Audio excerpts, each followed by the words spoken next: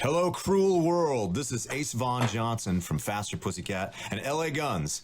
Just letting you know you're listening to the Gary Brugman podcast. Rock and roll. Let's get it. Yo, yo, yo, it's your man, Big Daddy Roughneck. You're tuned into the Gary Brugman podcast. Prepare to be entertained.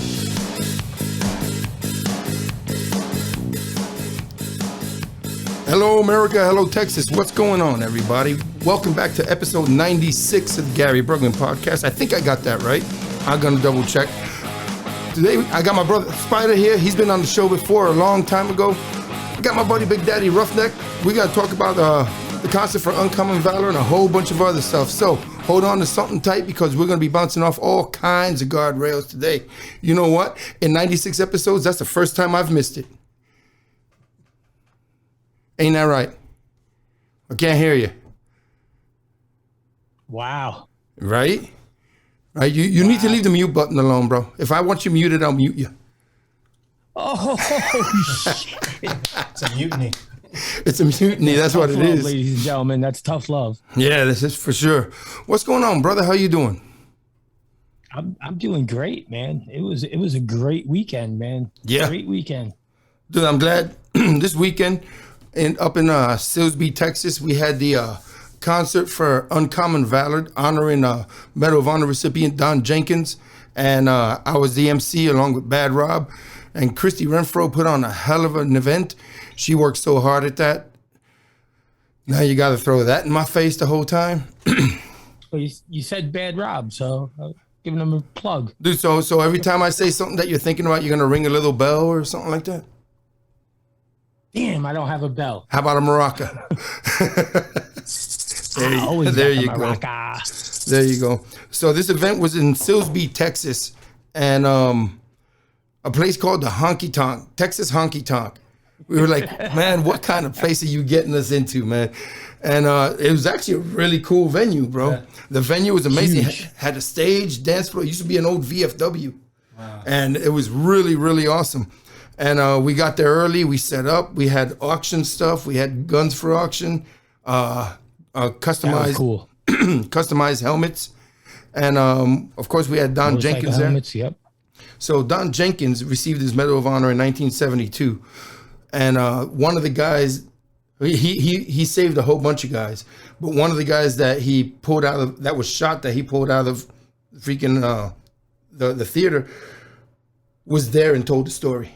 Oh man! Yeah, it was really, really awesome. Wow. And my brother TJ here, he drove down from South Carolina just to come to the event.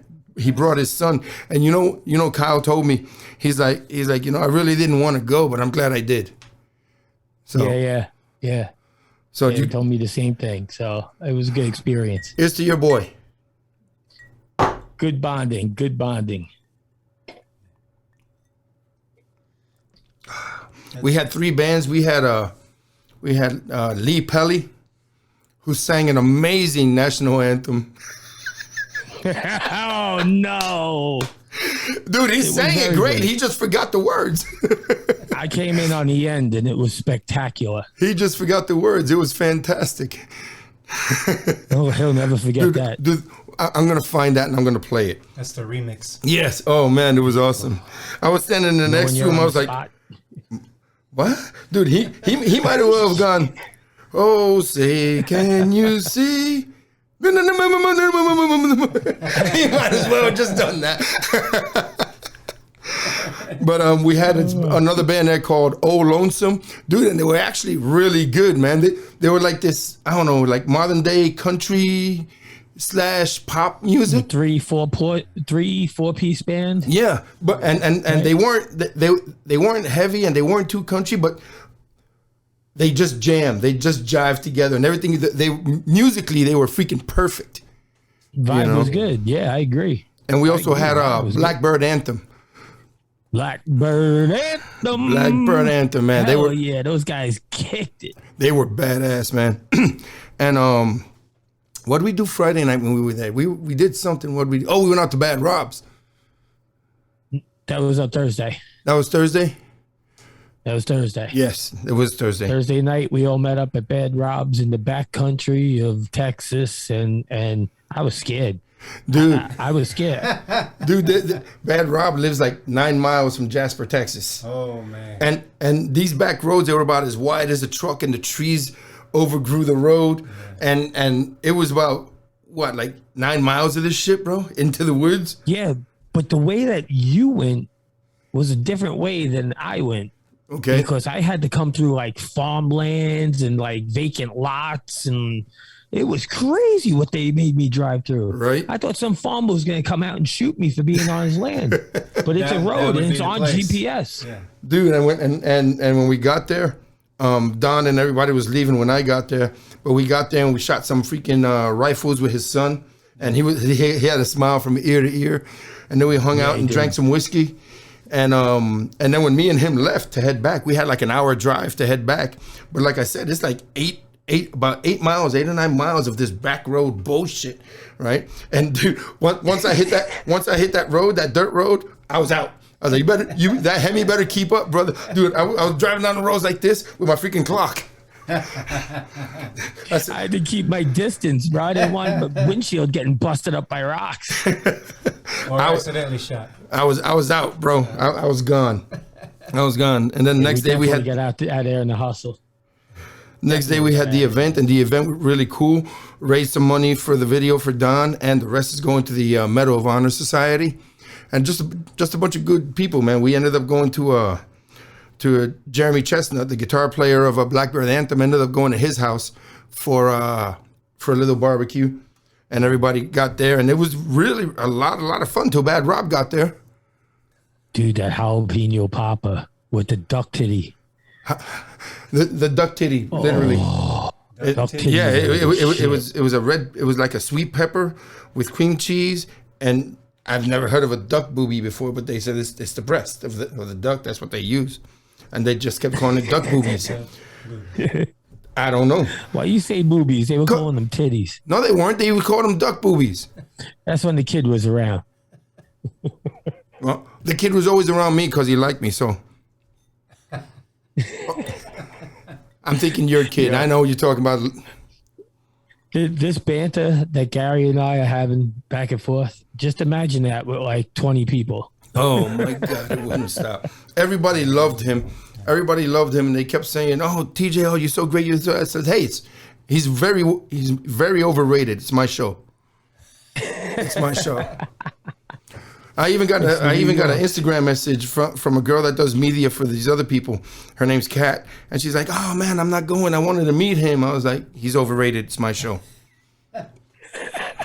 Why are you throwing her out there like that? That ain't right. Because she knows what she did. Kat, she knows what she did wrong. She knows what she did wrong.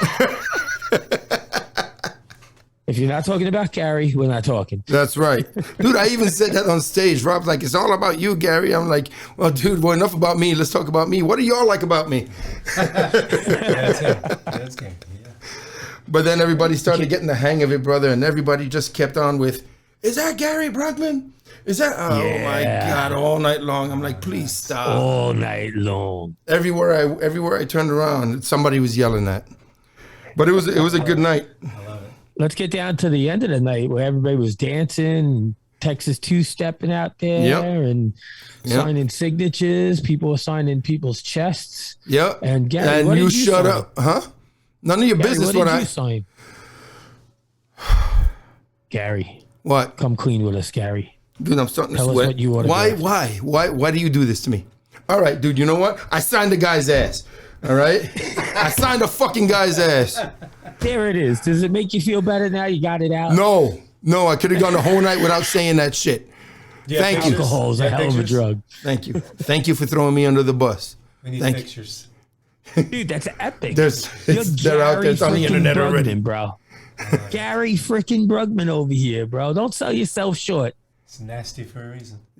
Thanks a lot. Good looking out, man. Boom. All nasty. Bing bong. All right. So my brother Spider over here, his real name's Michael, but I don't know him by that. Right? I don't even know his last name. His name's Spider to me because that's what I've always known him at. Gomez.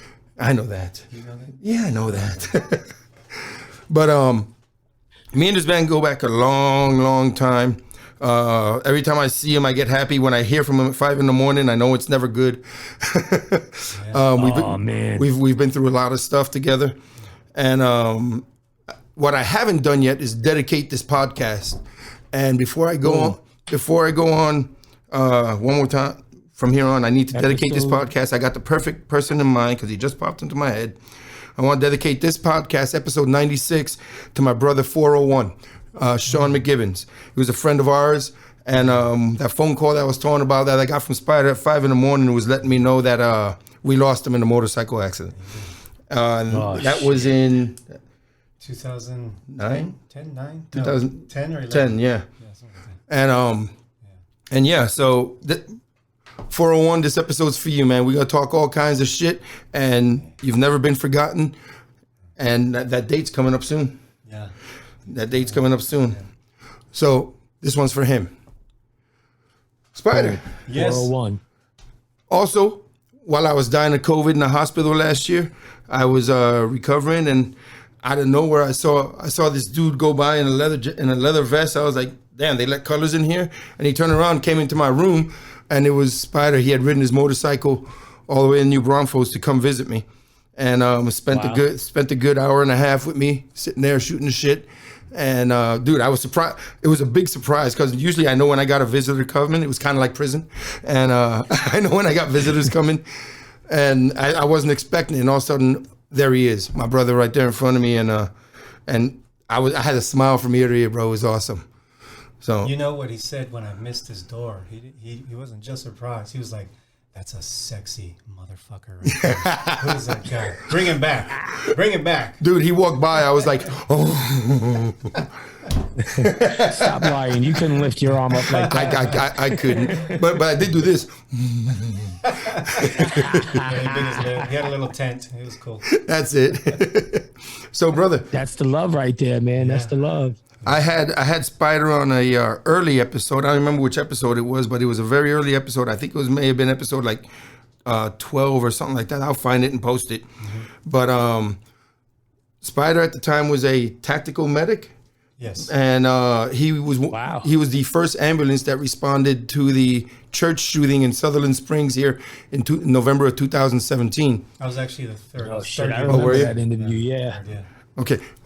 Just so you know, you don't correct me on my show. Sorry. Turn his mic up a little bit. He's a soft speaker. Oh yeah, hold on. Got this. People want to hear what he has to say. It's all about Gary, remember? This is true. But you're the guest. Yeah. Thank you. Do you know how to use that board? I'm using it. He pulled out the instruction manual. It's looking at it. I think it's on page 6. Please stand by. Y'all can keep on talking. Experience technical. It's not a technical difficulty. I'm adjusting it. You asked for a little higher. I'm giving it to you a little higher. There you go. You say you guys can keep talking. Was I not talking? Yeah. So, brother, he was the third ambulance that responded to that shooting, and we talked about that on the last podcast. And I was talking to him that day as it was happening because I wasn't too far from there either. Mm-hmm. I was over in what's that next town? Vernia. Yes, yeah, exactly. And today I have you back here, and we're going to talk about you and your COVID. Yes, me and my COVID, because as you can tell, as I'm talking here, I'm still kind of out of breath. Yeah. He does a lot of that. Yeah. You know. And when I walk, I get tired really fast. And we're not even going to talk about getting laid. Oh, my God. I'm going to die. I'm going to die one of these days. Except when you got whiskey in you. Oh, yeah. Yeah. Then you're a stallion. Yeah. He's a stud. He's drinking him some now. So. And I'm still good looking, so. How you doing? So, what do you got for me, bro? So, last time we talked, when I was on the podcast, I was in New Orleans, actually. Mm-hmm. I was in New Orleans. I was working a contract out there with Louisiana Department of Health, and we had a 1,000-bed facility set up in their convention center for all of the COVID-positive people that could not fill the hospitals in Louisiana. So, thank you, sir. And we were set up, and I remember, Gary's like, "Hey man, put you on the podcast. We want to talk about the mass shooting." And we talked about that, and that was peeling some shit open. But it was good, it was good to get that up because you weren't actually at liberty to say what you were doing at the time, right? And this was at the height when we had the mortality rate was almost 100%. Everybody was just fucking dying. Yeah, it's crazy though because the way it was for us where we were, nobody that we call them guests. None of our guests passed away. Right. Everybody went home. We had a couple that circled the drain for a while, but nobody went home. And the crazy thing is one of the first drugs we were giving was hydroxychloroquine. No kidding. Yeah, it's one of the first mainline drugs we were giving, and we had respiratory, we had doctors there. We were set up completely, and they'd come from either the hospital or whatever facility they were at in Louisiana, the entire state. They brought them to us, and we took care of them. And then they expected a huge influx, and it wasn't as big as what the media made it out to be. Yeah, I mean, it was big, don't get me wrong. But where we were, we had 1,000 beds, and I think total, in the entirety, we might have had just under 900 people. No kidding. How many beds Total, did you have? 1,000. No kidding. And I'm talking over 8 months, not at once. Oh, okay. So right. The most they had one time was 120 patients. No kidding. Yeah. Out of 1,000 beds. Yeah. So, it was a lot of money spent. Well, dude, we also heard the same thing happen when they brought the Comfort to New York, the USS Comfort. Oh, yeah. And then the same thing happened at the Javits Center. Yeah. So they had all these beds and nobody. Money well spent. That was that derelict mayor and that derelict governor not utilizing that. Exactly. You know what I mean? Exactly. They were there to help. They were set up. They were ready. Yeah. But so, brother, you remember when I first got COVID? I had a mild fever, and then the next day I woke up and I was taking care of my mom. And the next day I woke up and I was drenched, and I had and when I checked myself, I was at 103.6, and I couldn't think straight. So I called my friend Christy, who actually put on this show this event this weekend. Yeah. It was Christy that I called, and because she's a traveling nurse and she deals with COVID patients. She says, "Love you, Christy." She said, "You need to call an ambulance," and I was like, "I don't need an ambulance. I gotta take care of my mom." She goes, "You're gonna die. You're gonna die if you don't call an ambulance." So she called one for me. I think I hung up on her twice, and she managed to find out where I lived. Stubborn bastard. So when they showed up, they showed up in these like hazmat suits and started talking to me. By the time they showed up, my fever was 104.8, and my oxygen had dropped to 72. And they said, "You need to go now. You're gonna die." I was like, "My mom." So I called some friends that were close by, and they stayed with her until Kim got here from Fort Worth. And I passed out in the ambulance on the way to the hospital. There was a lieutenant riding in the bus, and everything started getting really bright, like an overexposed picture. Yeah. And I was like, "Lieutenant, I'm dying. I can see the light. I think I'm dying." And boom, I passed out. And next thing I know, I woke up 3 weeks later, paralyzed. Nah, you were waking up making Instagram videos. I don't remember that. I saw. That's crazy. You don't remember that? You scared the shit out of us. Yeah, I don't remember that. And everybody was being tight-lipped about everything. Like there wasn't a lot of conversation. It was very quiet. Right. Yeah, and it was just I didn't know what happened. I woke up 3 weeks later and I was like, "Where am I?" I was trached. Did I have the trach in when you came to visit me? They already took it out. Yeah, you were good. So you were eating Gerber baby food. You were good to go. Mm-hmm. Dude, when they first started giving me ice chips, I was like, "Oh my god, this is delicious! These are the best. These are the best ice chips I ever had." Dude, and they kept telling me I can only have 11 chips at a time. I was like, "Fuck that!" Make them big, make the big chips. Like it was Italian ice. Yeah. Oh man. So a couple of the effects that are still lingering on me is my hair thinned out quite a bit, and my beards got really thin. Because we hear that a lot. Huh? We hear that a lot. We Yeah. heard that from a lot of people that had COVID. They said the same thing. Mm-hmm. And my beard is pretty healthy, and I don't see myself going bald anywhere. But just the way my hair feels, I can tell it's thinning out. And of course, my heart rate's really high. Like right now, just sitting here, I'm at. I mean, with freaking glasses, I can't see this shit. Get him on my. You What's that say? Consider the roughneck. Top left, 112. 100. Is that 100? Yeah. It was going up to Yeah. So I'm like at 100, just sitting here talking, and as you can see, That's the roughneck factor too. Yeah, for sure. Yeah, for sure. So yeah, man, it's just been crazy, man. So those things linger on, and I don't know when. The other thing that I notice is like if I'm using the mouse, or like when I'm trying to eat, when I use my fine motor skills, my hands start to shake. When I shoot, and I'm good with a rifle. When I start shooting my handgun and I start focusing on that front sight, I start to shake. Yeah. So that sounds like just you have long COVID, long lingering effects. There's a lot of dysautonomia that they're finding with it. And it really affects the autonomic nervous system. It affects you all the way around, and you don't really know how you're going to recover. How long it's going to take. This term we have, long COVID. Yeah, for some people, it's a 14-month, 18-month long roller coaster. There's a lady that I got to watch her talk about it, and she was relatively healthy. And when it first happened, she was, I think it was maybe March of 2020 when she came down with it. And she was a yoga instructor. She was very healthy, and she got it again. Same thing in the ICU. All these things. She recovered, went home, but she had long-lasting effects. One of them was her conditioning was gone. Mm-hmm. She couldn't do the things she used to do, and breathing was one of the things affected the most. Just like you sound like you have just issues with your breathing. But one thing that people should understand is that if you have comorbidities, which are other factors, I believe you had like COPD or something like that, Mm-hmm.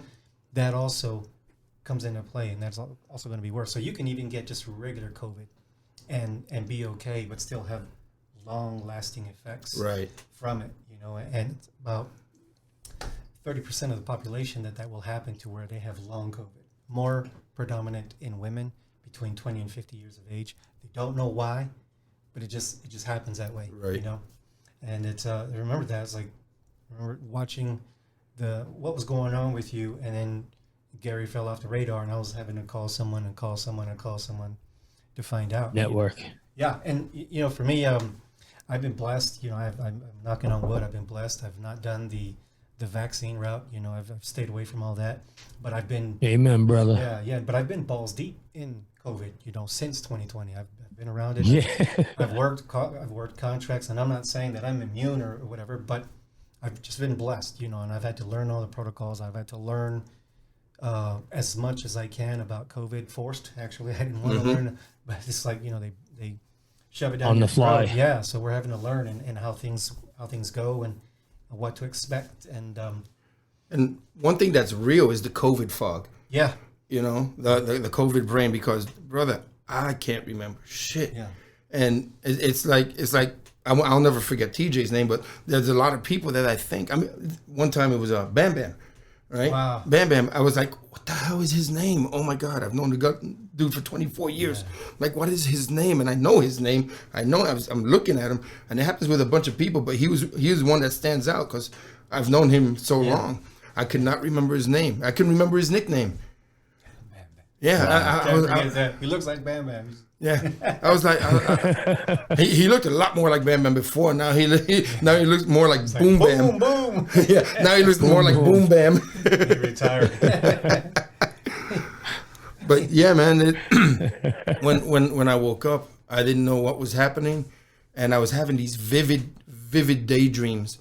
I got a buddy of mine who's a retired Special Forces guy from out of Bragg, JP.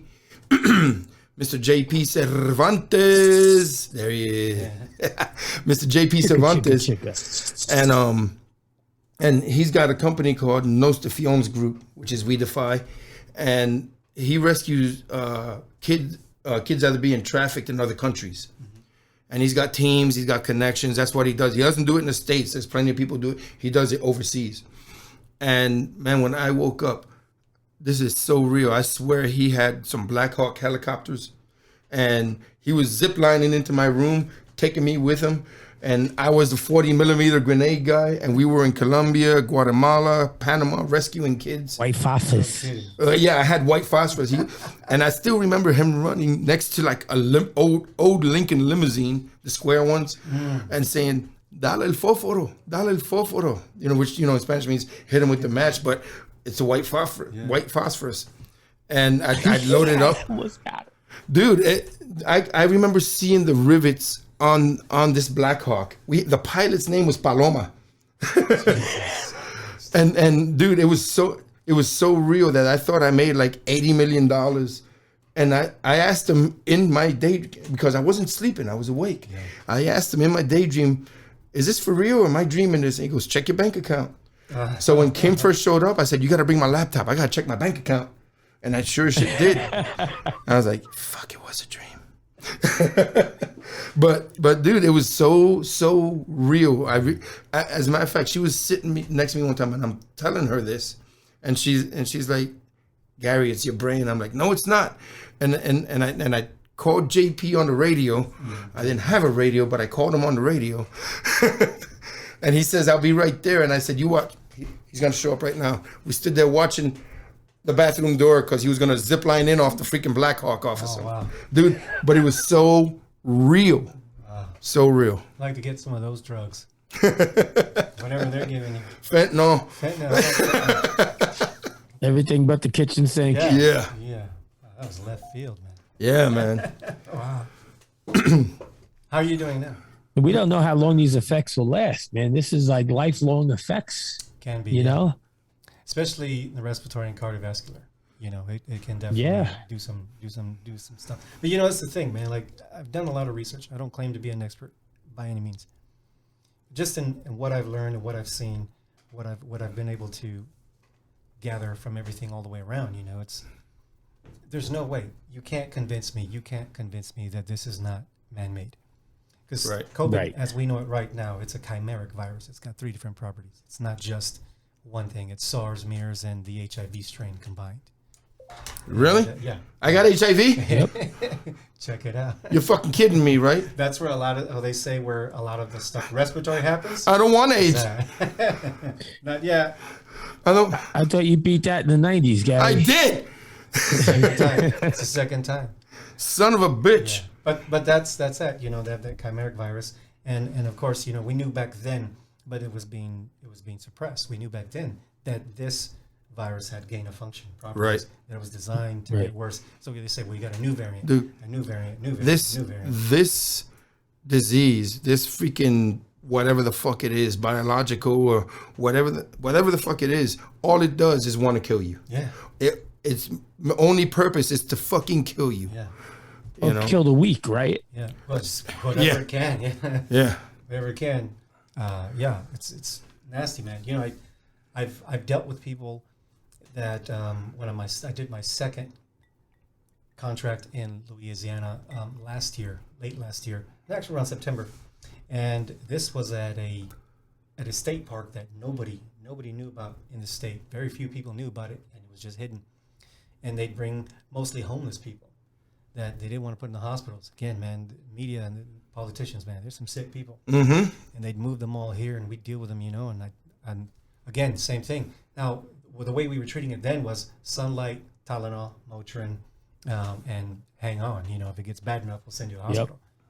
Yep. But what they weren't doing, and what I've learned, what they haven't done, what they didn't do for you, is they haven't taught you how to start to heal from the inside out, breathing wise. You know, and that's the thing where I think it's like that Western medicine all the way around. You know, it's like, okay, we're gonna give you these drugs. Forget the ones that do work. Let's get you the ones that don't. Let's hope for the best, and then send you on your way. Again, rehab for you. What was rehab like? Dude, rehab was all physical rehab. Yeah. It was walking. It was pulling things up with my arms, some bands, doing some squats, treadmill, total gym. Yeah, and so great. Get your strength back, some conditioning, but because remember I was paralyzed too. Yeah. So which they don't do to everybody. So. But when I woke up, I couldn't move. I mean, you remember seeing me. I was a rail.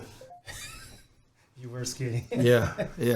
But so going back on that, they don't work you through that. And long COVID is very similar to chronic fatigue. And all the symptoms, they're almost the same. With chronic fatigue, you'll get very, very exhausted. You have trouble breathing, hyperventilating. You'll get what they call POTS, which is postural orthostatic tachycardic syndrome, which is like you. If you're laying down and you get up, you start moving around within 10 minutes, even faster, your heart rate's going to speed up. It's going to be fast, and it's going to be fast the entire time.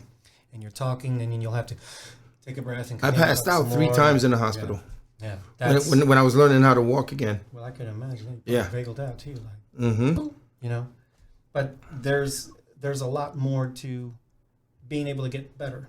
But it's going to be a long process. Again, I believe that you have long COVID. I believe you have that, and it's, again, similar to chronic fatigue. And there are ways to help, and that's what I do now. So, as I've learned about it last year, I found a man, it was by chance that all this happened, in dealing with PTSD and all the stuff that I'm going through, trying to find natural ways to help me deal with things, because obviously for me, the drinking wasn't working, because that was just getting me in more trouble. The SSRIs. So my whiskey's not going to help you with my, no?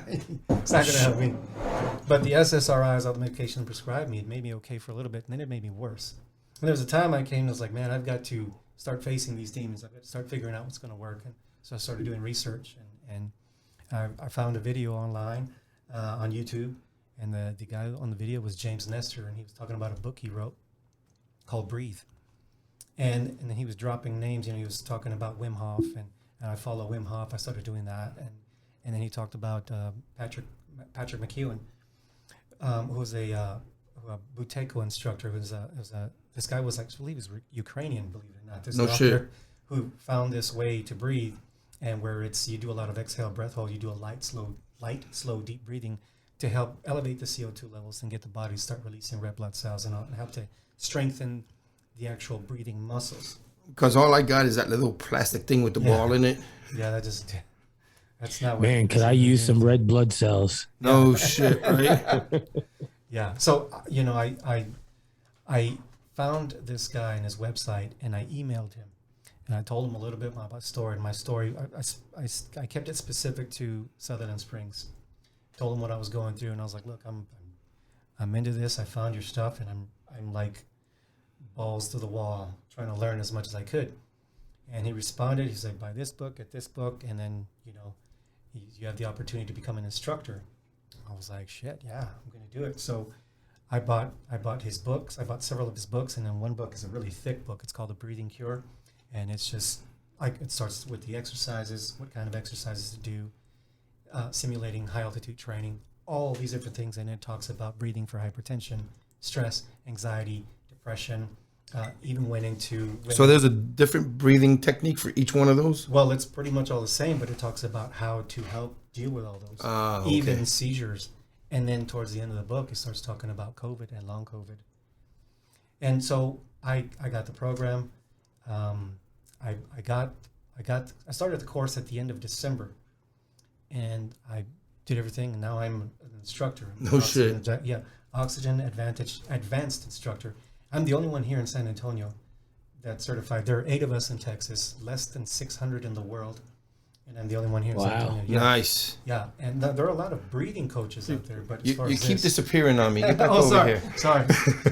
There we go. Yeah, so I'm the only one, and I've learned all these breathing techniques, and it's also... Get in that picture frame with your fine ass. There you go. So everybody's getting it now. Everybody sees it but me. I think I'm okay looking, but I appreciate that. Oh, no, eres un papi. You're a papi for sure. Thank you. I love that. So, I did it, got certified, and so, what in the process of going through this, he sends me an email. He says, hey, man, what's your address? I want to send you a book. I was like, okay, cool. I gave him my address. I'm pretty excited. It's going to be an autographed copy. And then he finished up the email. It's like, hey, so I decided to include your story into my latest book. And it's talking about first responders. And the guy after me was an actual SWAT officer. He included our story. The only thing he did was he took our last name out. But he put my story, my email conversation between he and I into the book. I got it there, and then towards the end, he gives the credits and everything. I was like, holy crap, there's no way I can't not get certified. Right. So I did it, man, and I've learned. And, as I tell you, it's made a difference in my life, such a profound difference in the way I see things, the way I live, you know, and breath is life, man. I've said it to a lot of people, some of the clients that I work with, like you can eat right, you can not drink, you can not smoke, you can do whatever you want. You can meditate, you can be a vegan, you can be a keto person, you pagan, is it not pagan? What's the other one? Is it the pagan diet? Am I saying that right? No, that's not right. No, that's a Viking diet. Whatever those diets are. But if you can't breathe right, and if you don't breathe, you're dead. Yeah. So one of the I know that. Yeah, right. For you. I know that. You know that if the way you breathe during the day generally is going to be the way you breathe at night when you're sleeping. Okay. So if you have what we call, like what you have is disordered breathing or dysfunctional breathing, the way you breathe during the day, you're going to breathe that way at night. So you can hear it in your voice and you're talking, you have a couple of sentences or a couple of words and then deep breath in, you know, that's part of that COPD, but that's also that long COVID and that damage that you have. But it's not necessarily just damage that you have, it's weakening of the breathing muscles, the diaphragm, the pelvic floor and all. And there are ways to start strengthening that and get yourself stronger. It's a slow process, but it can be done. I've been doing. So you're saying I can actually recover from this? Yeah, long term, I believe so. Shit. Yeah, because there are plenty of people. Dude, I'm 56 years old. Ain't no long nothing for me. The lady that I heard her testimony, she was 66. No shit. Yeah, and she's doing well, and then she's actually guiding us because she, again, also an instructor. She's guiding us on some of her videos and on what she's done, mistakes that she's made, and how to correct them, how to approach it. And it's a gentle approach, man. It's not your norm. Because you're balls to the wall, nasty's hardcore. Yeah. But it is a very humbling experience because you've got to learn to slow down, and you've got to. I've said it to some of my students, some of the people I train with. You've got to take the time to take your time to heal. You've got to slow down, and you've got to put time aside to work on getting better. You know, and it's. I'm a New Yorker. We don't slow down. Yeah, no shit. You guys are fighting to stay alive out there. Yeah. Talk fast, walk fast. Yeah. Shoot fast. And everybody's unhappy and pissed off and fighting for survival. Yeah. You know? I'm always in high gear, bro. Yeah, and it's the thing, man. It's like you've got to take some time every day where you limit yourself and you say, okay, this is me time. This is Gary time. This is the time where I'm going to work on, even if it's 5 minutes a day.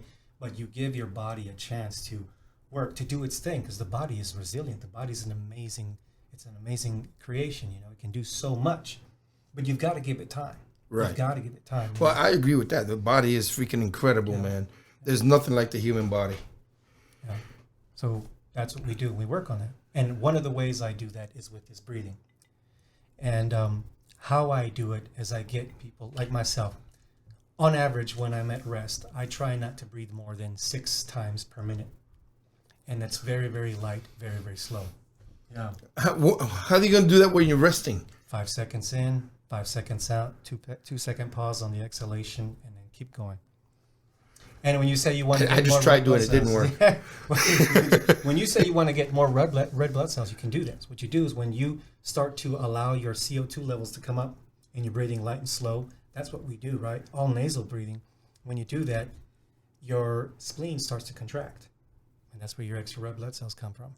And it starts to throw them out into your body. And you start to oxygenate by breathing less. You get more blood oxygen in your cells all over your body systemically by breathing less.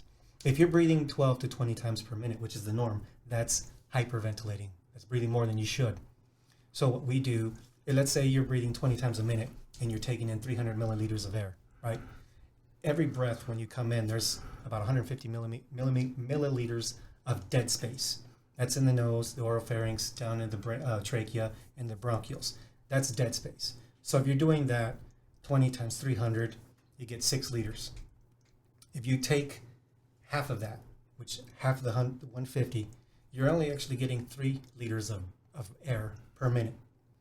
But if you slow it down to 10 breaths a minute, as an example, you're still getting those 300 mLs of air, but it's light, slow, and deep into the base of the lungs. Using your diaphragm and nose, there's still 6 liters of air, but you reduce the amount of dead space. So you can actually have like 4.5 liters of air per minute, slowing down the breath as opposed to breathing faster. So when you do that, you breathe off your CO2 levels. That creates more anxiety, more depression. You were talking about depression. So when you start having that, that's one of the things that's where I've been lately, bro. And you're breathing, hyperventilating, all that. So you breathe off all the CO2, so your body goes into that sympathetic nervous system, which is the fight or flight. So you tilt to the right, and that's where we live, and that's where most people live.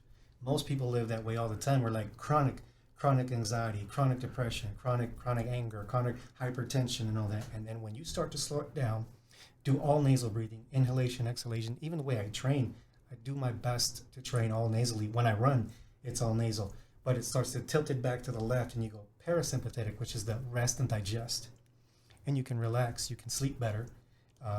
Anxiety starts to go better under control. I'm not saying you're going to cure everything, but it can make things better, and it's going to be a process. Again, for me, it's a process.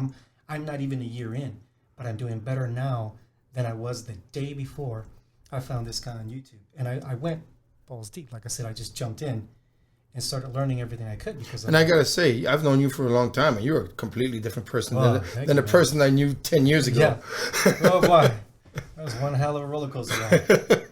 Yeah. But see, for me, man, that's the thing. Like for me, it's like I want to heal. I want to live right. I want to do right. I want to be able to live life at peace. And I'll tell you, one of the things that for me is absolute shit that I don't like is when I feel like I can't breathe. When I start to have those triggers, the first thing that's affected is my breath, and that's with everybody.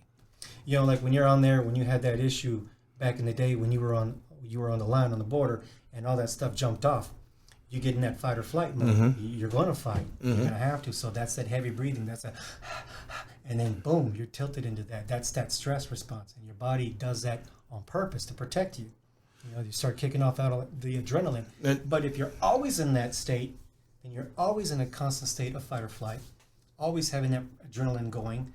After a while, you start to get that chronic fatigue syndrome. You know, I tell everybody, I was a lot younger back then. I was early 30s. Yeah.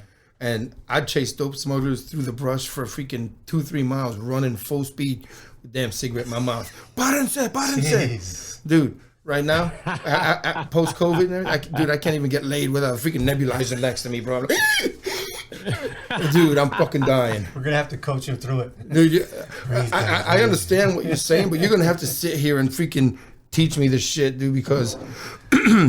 I can't. Well, another problem that I'm having, and I don't want to cut you off, but since they trached me, right, I've got something stuck in my throat, and it's a scar tissue, they tell me. Mm-hmm. And I'm always, and nasal drains. And I've never, my sinuses kill me, dude, every single day. I lie down, I can feel things draining, and no matter what I take, what I do, they won't go away. So something you could do to help is it seems like you've got a lot of mucus production. Right, so you're gonna. But I can't get any out. It's all in the ear. Right. Okay. I don't cough anything. Your body's gonna produce it no matter what. But it's also a lot of it's gonna be diet based. Post COVID. So if you drink or eat things that are very processed or very sugary, it's gonna produce a lot more mucus, and your body's just gonna. There's nowhere for it to go. And we're not. You're not in your 30s, so, you know. Thanks for reminding me. There you go. It's not going to be just like it was before. So, it's again, all this is a process. I've known this guy a long time, and he's looking at me like I'm so self-destructive right now. I mean, it's the Gary Brugman podcast. No, but yeah, dude, and you're right, because a lot of things that I do, no matter if I get up real quick, I could be chilling, watching the news, having a cup of coffee, eating some breakfast, and then, like, you know, I'll hear the door ring or my phone rings, and I get up and I go. I'll do from the living room to the bedroom. I'm freaking tired, you know. Other times, I've gotten to the point where I can walk. I'd like to remind the listeners that Gary's house isn't that big. Yeah. No, it's not very big, man. It's like 1,700 square foot house. Yeah, 2-bedroom. Yeah. Kitchen, bathroom. That's it. You walk in the front door, you're in the living room, then you're looking at the kitchen and the bedroom's to the left. That's it. Yeah. That's it. Done. Over, Johnny. You know, but I get tired really fast. I can walk, but I always have to sit down. You know, like this weekend, even when I was emceeing the event this weekend, I was getting out of breath. You know, and when I do the podcast, I always gotta take a breath. Yeah. Because how were your nerves at the event? I was good. Yeah. I mean, I was good. The only thing that made me nervous was Bad Rob. Well, yeah, you never know what you're gonna get with Bad Rob. You never know, dude. I love that guy to death, but I can only take him in tiny little doses, bro. Aw. A lot of people. I love you, Rob. Good. So let's try something, right? Let's try a test, okay? And it's called a BOLT score, okay? And the BOLT score stands for body oxygen level test, okay? So I want you to sit up straight and just relax. Face the camera and just relax. And I'm gonna test you, okay? And what you're gonna do is I'm gonna get the timer on my phone. And what I want to do is I want to see what your actual exhaled breath hold is. So I want you to sit up straight, focus, and imagine you've got a string at the top of your head. And I want you just to breathe through your nose, and I want you to utilize your belly, okay? Don't breathe so fast. Don't do this. Just breathe naturally. I want you to just breathe like you're not trying to do anything. Don't force the breath. Just relax. So the way this is going to work is I want you to take a normal breath in through your nose, out through your nose. At the bottom of the exhalation, when you're done, I want you to pinch your nose and hold, and I want you to hold it until you feel your first definite, real need to breathe. Now, I don't want you to feel it, fight it, then no, I just want you to hold it, and when you feel like you need to breathe again, let go, and then breathe in again through your nose, okay? How many times am I doing it? You're going to do it one time, so you're going to do it. Don't take a deep breath. No, just a normal breath in, normal breath out, okay? Relax, okay? Get your hand ready, normal breath in. Give me the instructions one more time. Okay, so you're going to sit here like this, relax. I love it. So, normal breath in, normal breath out, pinch your nose and hold. When you're ready to breathe, hold on, wait till I tell you. So, yeah, it's always. And then when you're done, when you're ready to breathe in, let go, and I'm going to stop the time. And then you just breathe in normal, just the way you're breathing now. So hold it as long as I can? No, until you feel the first definite need to breathe. Like if you feel like I got to breathe, just breathe. Right. Don't hold it. You don't want to force it. Okay, normal breath in, normal breath out, pinch your nose and hold. When you're ready to breathe, breathe. Don't force it. Okay, 7 seconds. That is a clear, as far as the way we do it in our training of crazy dysfunctional breathing.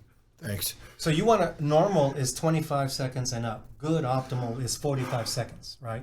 So right there, what we do again is... And I felt like I was holding it there too. So no, so I've seen people as low as 3 seconds. Really? Yeah. So the way to recover and help respond to that is not to do that, is to keep breathing slow, but utilizing your diaphragm. The diaphragm, when you breathe, it contracts and it goes downward, and when you relax and you exhale, it comes upward, right?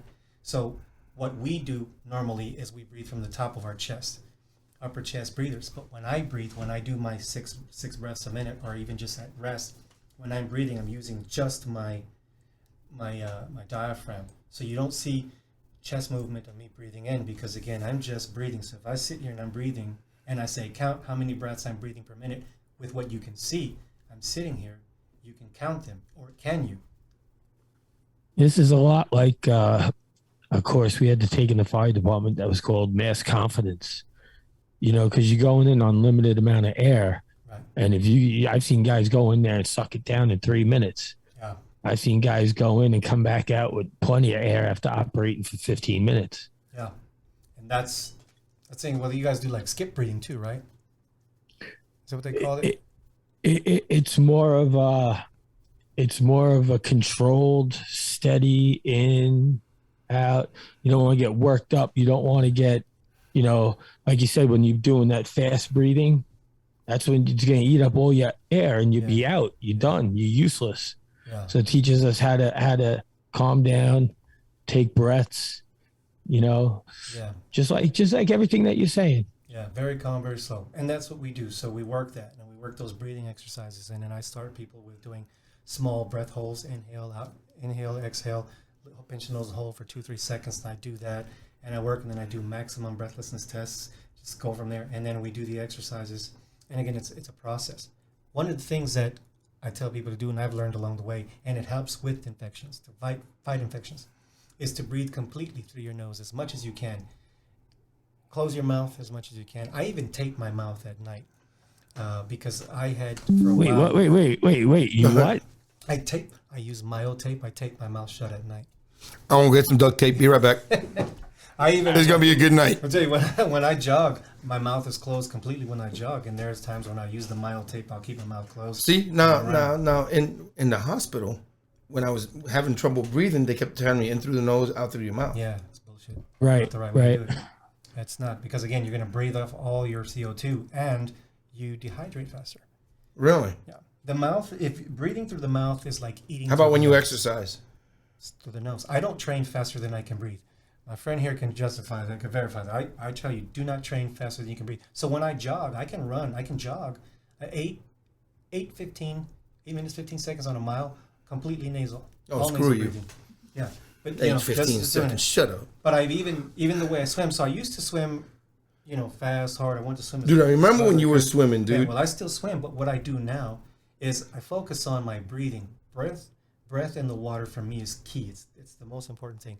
So I do a 25-yard pool, 25 yards one way, 25 back. So I push off the wall, I kick, I dolphin kick, I do what I do. And then when I come up for air, that's one breath. I'll go about 3/4 of the way, maybe halfway, one more breath, closer to the wall, one more breath, and then I turn. So I'm breathing 6 breaths per 50 yards. Mm-hmm. And I can do that the entire time, but I've trained myself to do that. So it's a quick breath in. I have to breathe in through my mouth, because if I do it with the nose, I'm going to swallow a whole bunch of water into my my mouth. But when I'm in the water, I'm breathing out through my nose, and it's very, very slow. And I'm literally I'm pacing myself to my breath. I don't, again, even in the water, I don't breathe fast, or I don't swim faster than I can breathe. The highest my heart rate gets is about 130 when I'm in the water. And I'll do 1,200 yards that way, 21 minutes. Yeah. Wow. I've done Dude, a lot. and when I was over at Pam and I was doing my physical therapy, learning to walk again, my heart rate would hit like 160, bro. Man. Yeah, that's crazy. Yeah. That's crazy. So, but see, this is the thing, man, is they don't. It's a heart attack number. Yeah. They don't teach you how to breathe. They don't teach you how to correct that dysfunctional breathing that comes from it. It comes from COVID, comes from infections, or just everyday life. And that's where I come in. I come in and I'm like, okay, look, there is a way we can help, with people that have anxiety, depression, hypertension, help with seizures. It's the thing they found also with kids. You've seen where they say kids have a lot of ADD, or they've got cognitive disabilities. When they start doing the research on kids, you find out that a lot of kids, they're mouth breathers. They're predominantly mouth breathers, and because they do that, they have obstructive sleep apnea at night. So their kids, I'm fostering 3 kids. One of those kids has to use CPAP at night because of the way he breathes. Oh, man. He's a mouth breather, yeah. So, and he also has those cognitive decline, those symptoms. And so we're working with him to showing him to keep his mouth closed and breathe through his nose. Because when you're doing that, you have that obstructive sleep apnea. Like, he gets like 30 or 50 per night. Oh, in shit. events where he's just not breathing 10, 20, 30 seconds. So you have all that hypoxic buildup, start having damage in the brain, right? So it's not that these kids, and what do they do is they give them stimulants. You've got ADHD, you've got this, so we're going to give you this to stimulate. You don't need that. The kid needs to learn to breathe better. Right. And they're not doing anything to correct that. So we help with that. We sit there, we recognize these things, and that's what we're trying to do with him. Help him out, start learning. Doctors go right to pharmaceuticals, don't they? Absolutely. So how does somebody, obviously I got you where I can go to, how does somebody learn how to do this? Well, if they want to be an instructor, they can go to oxygenadvantage.com and they could purchase a course. It's about $1,000 and it's all online. If they don't have the time or the means to do that, they can find someone like me and they can come to my house. I can go to them. We do the courses and we do the training, the sessions. I could do them in person or via Zoom or what's the other one, like the Facebook one? Facebook Live? Facebook Live or FaceTime. FaceTime, FaceTime. And then we just go through and we start the whole process. I've got a sheet, answer some questions, and these questions help me understand better what type of things you're suffering from. Another thing, like I said with you, Gary, like if you have your Bolt score was 7, okay, you definitely have long COVID, symptoms of long COVID, or again, flip it over. It's like now, if I tried, I probably could have held it for longer. Yeah, but you don't want to do right. That's when I wanted to take a breath. Was at 7? You want it's a different test. Yeah. That's that pleasure test. Yeah, and we do that's that free diving test. Yeah. Let's go snorkeling. That's on my bucket list, a free dive. I want to do that. Well, dude, just so you know, back in my younger days, when I was in the Coast Guard in the early 90s, when I was in my 20s, I was stationed in Key West. Yeah. And I used to free dive off the side of the ship, off the pier, underneath the pier and everything. I go down for almost 3 minutes, bro. Nice. Yeah. Nice. With just with a freaking pair of freaking goggles and and some swim fins and a freaking stick. I like that. The life. Yeah. And I go down there and dude, I'd be able to spend 3 minutes underwater just holding my breath. Oh man. That's my goal. That's my goal, man. Yeah, shit. Now there could be nuclear fallout and I'm like 7 seconds. You know, he's gonna run to the fight. I know. By the time I get to safety, I'll have boils on my face and shit. You know, I'll be like, spider, wait for me, spider. Kill me. I'm going deep. Kill me. Exactly, man. Oh, yeah. You go ahead. I got this. You always gotta leave it to us medics to save all the heroes over here. Hey, exactly. Exactly, man. I like giving everyone a hard time, especially the hose draggers. Yeah, exactly. Yeah. Slab savers. Hey, he was hose dragger of the year. It's this guy. He's got the accent. Hey, Gary, what is it that you want to drive that you never drove before? A fire truck. My fire. Keep dreaming, pal. Hey, I've driven everything else there is to drive on wheels, basically, except the fire truck. I've driven the police mobile command center. But you got to be careful because the fire trucks, with all the water, the firemen get too excited. They stop hard, they turn hard, and then it tips over and party's over. Dude, I drove tankers. I drove freaking piggyback trucks. I drove explosives. I can handle a fire truck. Okay, I can handle. But I want to be like Kramer in the freaking back of the tiller. I'd be like, tiller, yes. Hey, Kramer, what's up? Dude, that's like one of the best episodes, bro. That's like one of the best episodes. I love it. But what else you got for me? You're gonna teach me how to do this one day? Yes, man, I am. So here's what we do. Did you just say yes, ma'am? I said yes. I know what you said. Looks mamish. So something that we do is we do mini or just small breath holds. And what we do, like what I do when I start my day, I do it for about 5 minutes, and I'll do a small breath in, normal breath out, and I pinch my nose and hold, and I'm counting 1, 2, 3, 4, 5, and then I normal breath in, normal breath out, and I do it again. I do that for about 2 minutes. I'll take a break for 10 seconds in between there. And what I'm trying to do is I'm trying to create elevated CO2 levels. I'm trying to create a slight air hunger, right? And while I'm doing this, yeah, I like that. And as I create slight air hunger, that's me after trying to get laid. Get the oxygen bottle, baby. This is the big one. Spider said, slow down. Where's the fucking ambu bag? You don't want her bagging you at the same time. Right. So that'll be right. She was bagging him. Somebody call for a bag? Hey, do not. Motherfuckers gotta stone me. Do not. Nice. So, brother, we got about 3 more minutes. All right. So, in closing, what do we got? Anyone who wants to learn, or anyone that needs help with their breathing, with relaxation, things like that, even if you've got a child in sports that wants to get better with their conditioning and breathing, reach out to me. I'm the guy that can help you out. And again, proud to say I'm the only one in San Antonio that can do it. So if you're in San Antonio, you know how to get in touch with me. Everybody always gets in touch with me. I'll hook you up with freaking Spider over here. Yeah. His name's Michael Gomez, we know. But I don't know him as that. I can't call him that. Just like some people can't call me Gary. It's nasty, it's and vice versa. Yeah. So Spider, you ever get shot in the foot? No. What? From the good fellas. Oh, yeah. Hey, Spider. I was like, what the you fuck? said you were all right, Spider. It's like, he showed me all his guns already. They were all good. Hey, Spider, come over here. Why are you such a prick? Boom. Oh, dude. I just saw a movie the other day, too. Yeah, you saw that? Both of you guys look stunned when I asked that question. I was like, what the fuck you talking about? Hey, Spider. Please go watch this episode on YouTube, because the look on these two guys, oh my God. That's awesome. Yeah, man. So again, me and Spider go back a long time. This is the second time he's been on my podcast, and I definitely hope it's not going to be the last. No, definitely not. You know, and I want to shout out a bunch of people out there. Man, Don Jenkins, thank you for a great weekend. Blackbird Anthem, Christy Renfro, Kim Furr, everybody that made the trip over there from Florida, Georgia Sampson, P.D. Adams from wherever the fuck you came from.